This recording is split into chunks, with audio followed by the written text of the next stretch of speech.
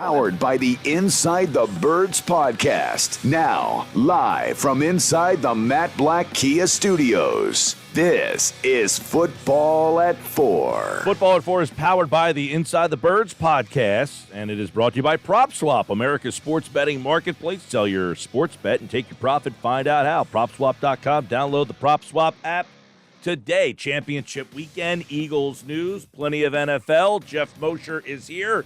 And the guys over at InsideTheBirds.com and the Inside the Birds app have been very busy. Some Eagles news over the last couple of hours here, Geoff Mosher. So we'll start with that as we get ready for Football at 4. What's going on, Moshe?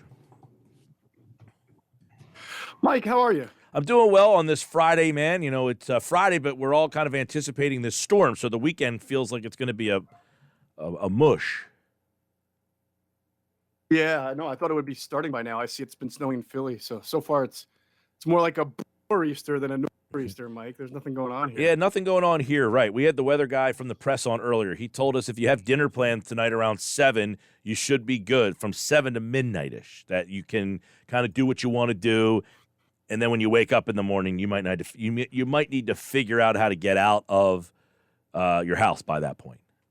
Yeah, well, it won't be the first time we've been locked inside our house for the last 2 years. So, well, let's start with some of the Eagles news today. You guys over at InsideTheBirds.com, I think, were the first on this. Ann Cunningham, who is an Eagles front office guy that most people probably don't really know who that is, but he is being tabbed for a possible assistant GM job with the Chicago Bears, and this is just another example of. You know, I know people don't like Howie Roseman in the Eagles front office, and they don't draft well, but the front office in Philly is typically a pretty well-respected place to find help. Sure. I mean, Ian would be the third person this year, this offseason, I should say, to get a look by another team. And as sources have told myself and Adam, I mean, it's a pretty strong connection with him and Ryan Poles to the point where it looks like Ian's the front runner for that position to be kind of an assistant GM position. I believe that's the title that they're looking for. And that is a similar title that Ian interviewed for last year with the Carolina Panthers. The Panthers, excuse me, under Matt Rule, have a former Eagles executive in their front office named Patrick Stewart. And so there was a connection there, and Ian interviewed for a job down there. So Ian's well respected. You know, he was brought in not necessarily by Howie. Of course, Howie presides over everything, but he's really a guy that Joe Douglas brought in along with Andy Weidel, because those guys came up through the Baltimore chain like Joe Douglas did and were brought here when Joe was in charge of the scouting department. So Ian was brought here to be the director of college scouting. Excuse me. He worked his way up to assistant director of player personnel, and then last year was elevated to director of player personnel, which interestingly on this team is a position that he shares with Brandon Brown, who's also director of player personnel. And Brandon Brown got an interview with the Vikings for their GM vacancy. Right. So this is the third front office member to have interviewed for a front office gig, 2 for a GM, 1 for an assistant GM this offseason. That is correct. So, you know, Jeffrey Lurie did say at one point, I forget which press conference it was, he thought he had 5 future GMs, which, you know, you can poke fun at that a little bit. I don't know if he has 5 future GMs, but he certainly has people in his scouting department who are getting looks and getting consideration. Oddly enough, Andy Weidel, who is the number 1 guy in the scouting department and just number 2 under Howie Roseman, has not gotten yet that we've seen any kind of interview or consideration. But you know how these things work. Yeah. So you know, right? And let's go to quarterback coach Brian Johnson, highly regarded from Florida when he came here to work with Jalen Hurts. And, you know, I think during the course of a year, you don't hear too much about the quarterback coach, but 34 years old. He was brought here to work with Jalen Hurts. They had worked together. He was at Florida in college, and he might be going from quarterback coach at 34 to offensive coordinator in Green Bay. Yeah, that would be quite a monumental leap. So we'll see how that happens. You know, I imagine a lot of interviews are for guys who are seriously considered. A lot of interviews are for guys who are who pique your interest, and you want to get them in the chair and find out a lot about them. if not for this year, then down the road. So we will see with Brian Johnson. I mean, it's hard to say he gets the interview based on the great quarterback play alone, when the quarterback play was not great. It was okay, but the bottom, he did have a very good college career as far as a coach, I should say. Worked. He was a pretty good quarterback schools. Too, by the way. He was a pretty good quarterback. That's right, he was. So you can understand the interest there.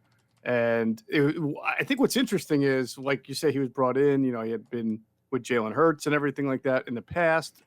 He was hired before the Eagles traded Carson Wentz. So you know, I know that it looks like they kind of hired him to be the Jalen Hurts coach because of their history together, but I don't know if that's true or not, because Carson Wentz was still on the roster at the time. That's right.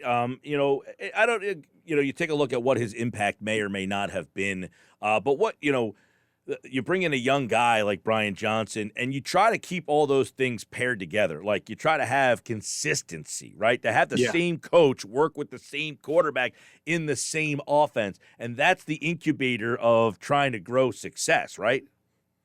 Sure. I mean, that's the idea. Of course, you're going to lose guys in the NFL. It happens all the time. But if we're going to use an example of recency bias, things looked great for Carson Wentz when he was working with John DeFilippo. But then when John DeFilippo moved on to, I want to say, where did he go right after?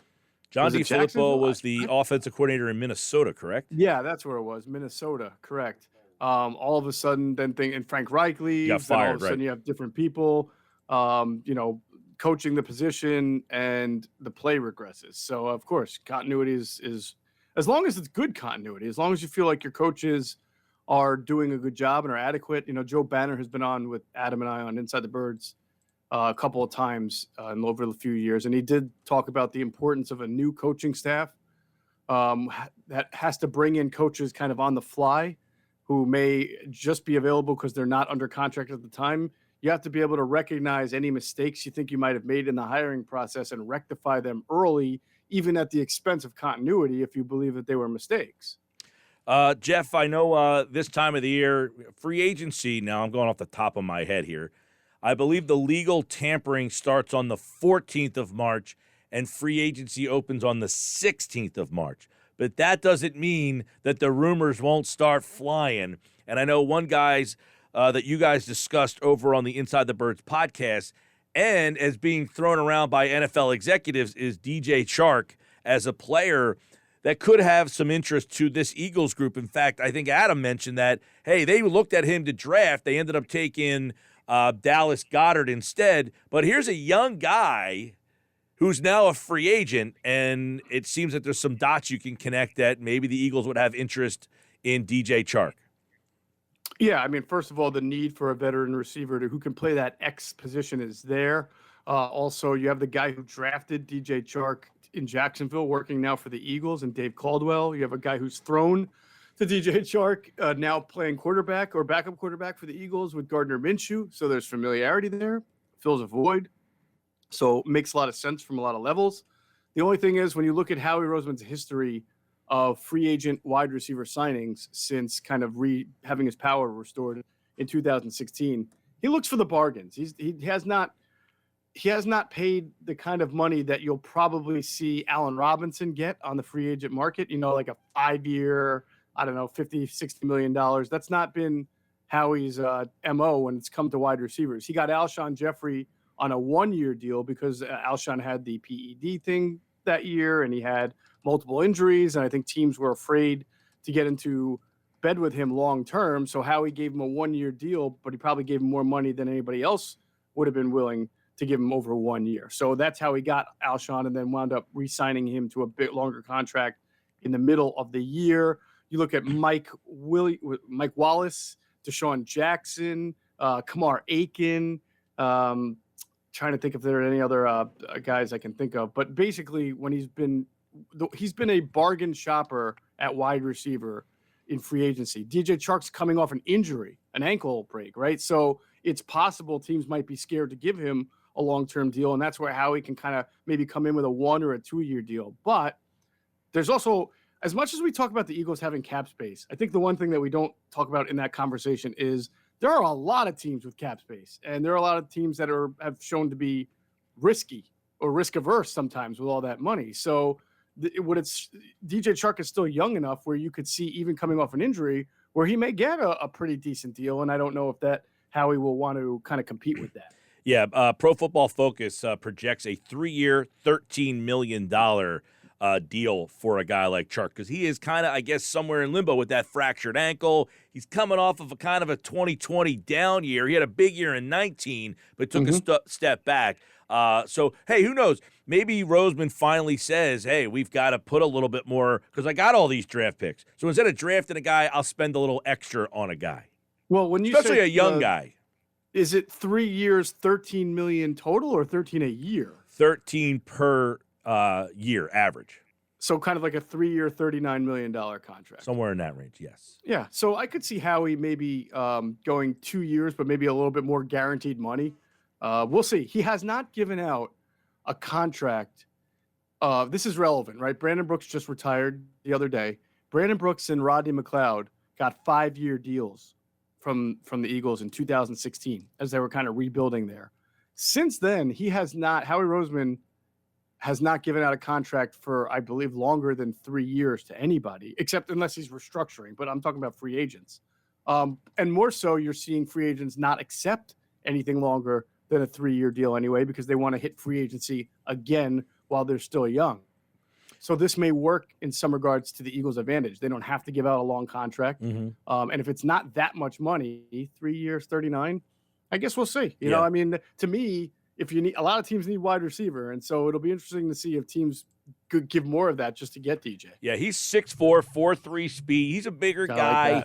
Definitely a bigger guy, seemingly would fit pretty well with Smith. There's a good wide receiver class, though. So it seems like if you need to get a veteran receiver and you have some money, you're going to have your options. We know Devontae Adams, Chris Godwin, who's coming off a major injury, Mike Williams, Allen Robinson, Michael Gallup, Antonio Brown, if you want to get involved in that mess, Odell Beckham, Juju Smith-Schuster, Christian Kirk, DJ Chark, Will Fuller, Jamison Crowder. There's some more names, Cedric Wilson. I mean, there are names that they can really be in play for. This seems like the perfect match year for them to spend money at that position.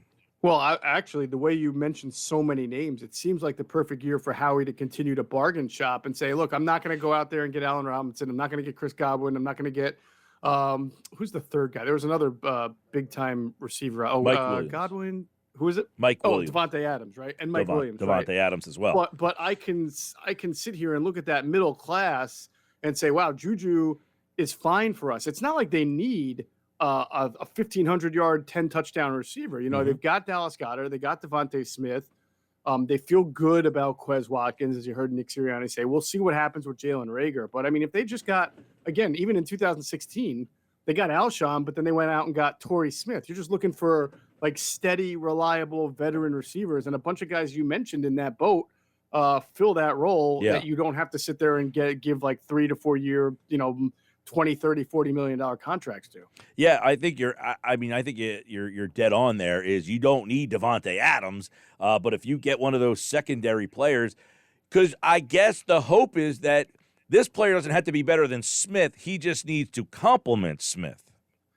Right, like a 1 to a 1A, like Torrey Smith to Alshon, because that year, not that everything has to be like 2017. But really, that passing offense was very spread around, and Zach Ertz was a big part of it.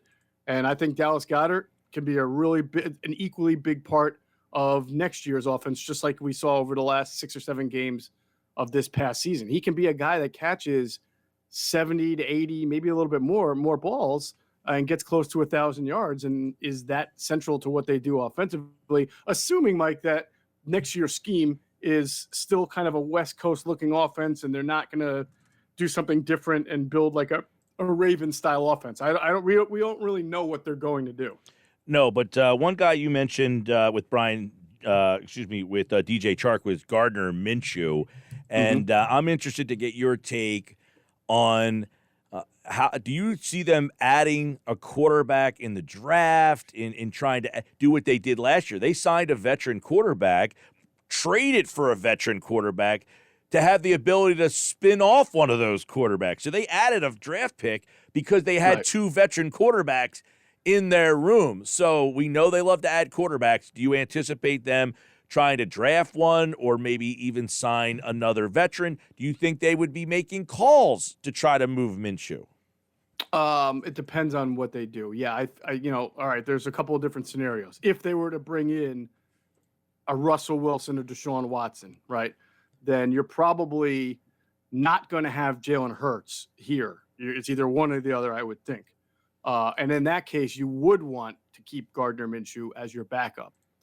You have a year of him. He may not love that idea, but you've got a year of it, and he would be the first guy to play if one of those guys got hurt. And plus, Deshaun Watson, Mike, he might be suspended, so you may have to have Minshew for 4 or 5 or whatever games to lead your offense if Watson is your quarterback and is suspended.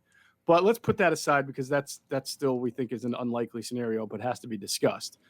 I don't think they will use a trade up into the top 10 to get a quarterback. I think it's more likely they'll draft a quarterback sometime second, third, fourth round, something like that, because they've told you they view that position, as the most important spot. It doesn't matter if they're going forward with Jalen Hurts; they're going to have one. And so what that guy would open up camp, I would think, as the number 3.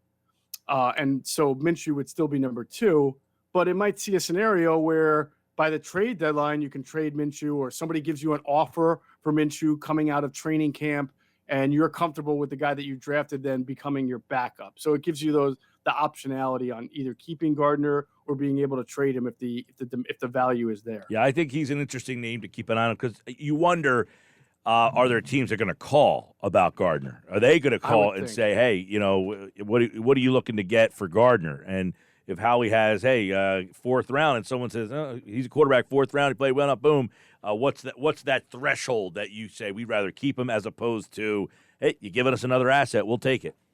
The reason why I think Gardner would have value even more so than normal is because so many teams need quarterbacks. So some teams might view Gardner as a bridge quarterback, someone they want to come in and compete, see if they can start, see what they're all about.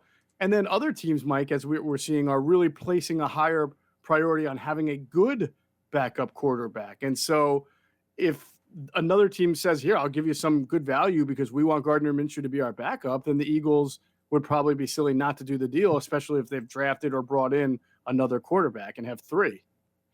Geoff, obviously, and, you got a bunch happening this offseason because you don't know what's going to happen with Jonathan Gannon and his situation. But how about the fact that McCown is getting a second interview with Houston? Yeah, Houston does things unconventionally. I'll tell you that. Right? So Josh McCown is getting a second interview, which I guess if you were a fan out there that wanted Gannon gone, that's not good news because Gannon was seemingly the front runner in Houston, and now they're bringing Josh McCown back for a second interview to be the head coach possibly out there. But the Eagles are in a weird spot because if Gannon's gone, they got to hire a new defensive coordinator and then figure out what the scheme and everything. So this is something that they got to keep an eye on. Well, yeah, you know how we talked about this is the year to want a wide receiver, a veteran wide receiver. This is also the year if you're going to lose your defensive coordinator where you're kind of all right with it because you've got Vic Fangio hanging out there. You have Mike Zimmer hanging out there. Wade Phillips, I mean, he's always still bouncing around. I mean, I feel like that there's some pretty decent names out there, and I think there's another who I just can't think of right now. Yeah, Wink Martindale is out there. Yeah, Don Martindale, right. Yeah, another one. So, I mean, this would be the year, and I feel like the Eagles would be pretty aggressive in trying to get one of those guys if that were the case. Yeah, I think a lot of fans are actually hoping for that to be the case because there are some veteran. You know what's interesting is that the league. I tweeted this out earlier. Doug Peterson. Do you think Peterson's going to get passed over this time around? I mean, it sure appears that way, right? There's 10 openings. He's had, 2 interviews and not gotten either job? 2 or 3, right. Or not yet. Not a lot of buzz around his name. I feel like Peterson, he was late to the foray to get a head coaching job, got the job, won the Super Bowl at the end of that era, and then the game has kind of changed since, 2017 to where we are now, and it's like his style of coaching is already kind of old. And, you know what I mean? He got into the window, won his Super Bowl, and then kind of came into an era where he didn't evolve with it and might be looked at as kind of an old school guy. It just seems that every team is so trying to find the next thing, and that maybe he missed the boat on that. It's possible. The one area that would hold me back, though, is that even though he's not old, but he's not young either, like your Brandon Staley's or your Jonathan Gannon's, but he does fit the criteria for the teams that are looking for someone who's progressive-minded, analytically driven, aggressive on fourth down, innovative offensively from a how you see offense, how aggressive you are. He does fit that bill more than most coaches his age. I mean, God, Kyle Shanahan, he's done great. I'm not going to slam him, but he's terrible with the whole when to go for it and not go for it on fourth down and 2-point conversion. He's constantly considered one of the worst coaches in the league as far as do the analytics match the gut decision there or the decision I should say, and they don't. But Doug is right up there with any young kid right now who's got all the charts and the analytics that tell you what to do in certain game scenarios. He's Geoff Mosher. Check out the Inside the Birds podcast, all the offseason news and conversation. We all love hearing what's next. Well, it's already here, and the Eagles could be losing not one but two parts of their staff, John Gannon and now Brian Johnson, and maybe a front office member as well. He's Geoff Mosher. Have a good weekend, man, and we will catch up with Moshe on Monday. Thanks, bud. Stay safe, Mike. Thanks. All right, that's Geoff Mosher at Geoff Mosher NFL. And that is another edition of Football at 4 here on the Sports Bash Live, 97.3 ESPN.